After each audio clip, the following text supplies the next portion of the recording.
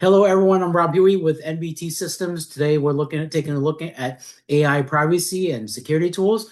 We're going to take a look at how to implement AI governance and how to protect sensitive data, right? Without kind of getting in the way of your usage of AI. AI is here to stay, but what the concern is how we control the usage of AI and how do we protect your data and how do we see what your users or your employees are using AI to ensure that no sensitive data is being leaked onto the AI, where it can be used to train AI in the future, or it could be kind of stuck out there in the middle of nowhere where you don't know where the data is going, right? So let's take a look at a tool that I found that could be useful in helping you use an AI securely and to help you protect your data.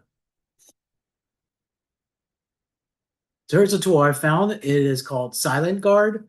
It is a Chrome browser extension.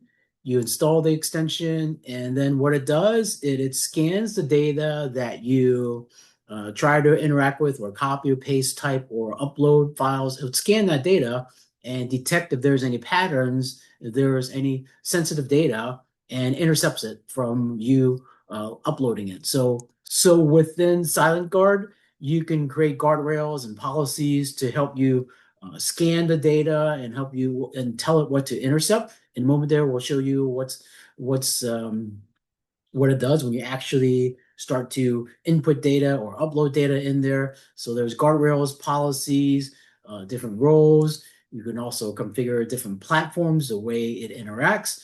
There's a lot of these. I think that this list will be growing of what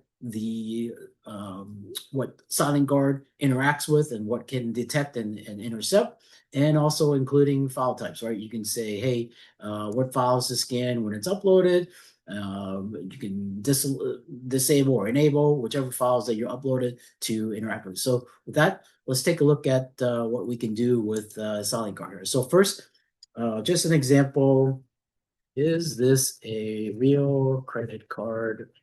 Let's try that. Let's put in a fake number there.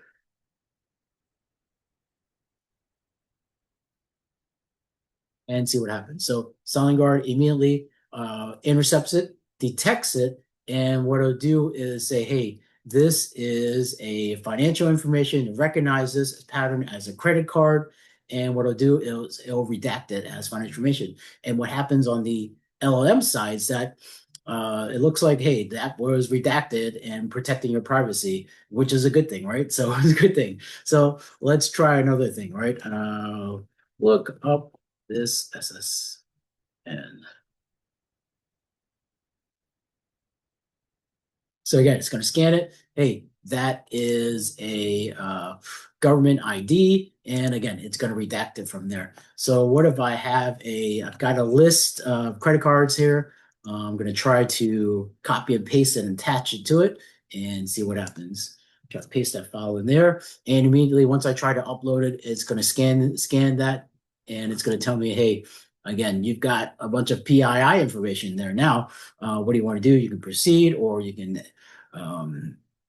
or ignore it, and it's going to do those checks for you. So a lot of things it can do.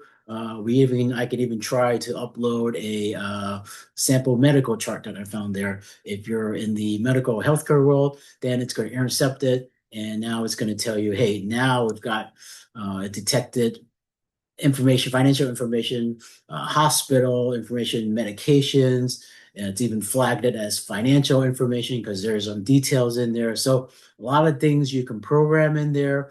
You can set the policies of what you want to protect in terms of your data. So just kind of 3 examples here of how you don't really need an enterprise tool. This can kind of check those boxes here to help you prevent sensitive and private information from being uploaded into an LLM, and whatever LLM decides to use it, maybe use to train other models, and now whatever you uploaded there is now kind of stuck in that the dark cloud of there from the LLM training modules. So that's what it does. Other things you can do is there's a dashboard mode. It tells you, what's going on with what kind of policies are being used, how many violations. From an enforcement standpoint, I chose to do a redaction. You can change this to say, hey, don't redact it. Just do a warning and it'll put in there, right? So no contents blocked, but just do a warning. That also is a mode you can do it. But for this purposes, demo purposes, I decided to do a redaction. So how much does this cost? So you can start a free trial from there. You get a 7-day free trial, or after that, it becomes $9 per seat per month.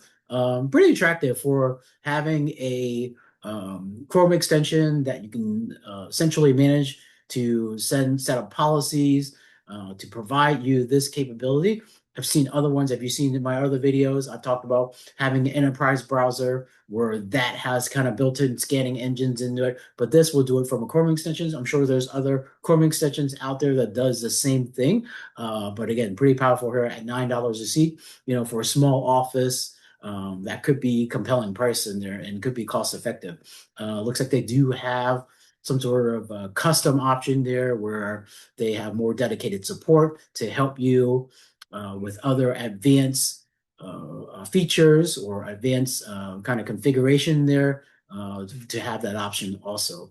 One thing from in comparing this, the Chrome extension to a enterprise browser, centralized logging, right? I don't see a way where it captures exactly kind of what's being uploaded or the exact details, right? It's not doing any kind of, you can do in the other tools, you can, when a violation happens, it does a screenshot of it or records exactly what you're doing or exact file or who's doing it. This provides some sort of audit trail, but not the details, right? So some may want more details besides, hey, this person is uploading phone numbers or this person is uploading financial information, right? So you see my stuff here. I've got 13 violations. There are maybe some more auditing that they can put in there, or maybe have it more essentially audited onto some sort of server so you can analyze the audit trails later down the road. Thank you again. My name is Bob here with NBT Systems. If you're thinking about ways to protect your data, implementing AI privacy and security tooling, give us a call. You can go to the website, book a call, send me an email, info@nbtsystems.ai. Visit our website, nbtsystems.ai. If you like this video, go ahead and like and subscribe to my channel at NBT Cyber. Hope to provide more of these security tools and help you in your AI journey. Thank you again.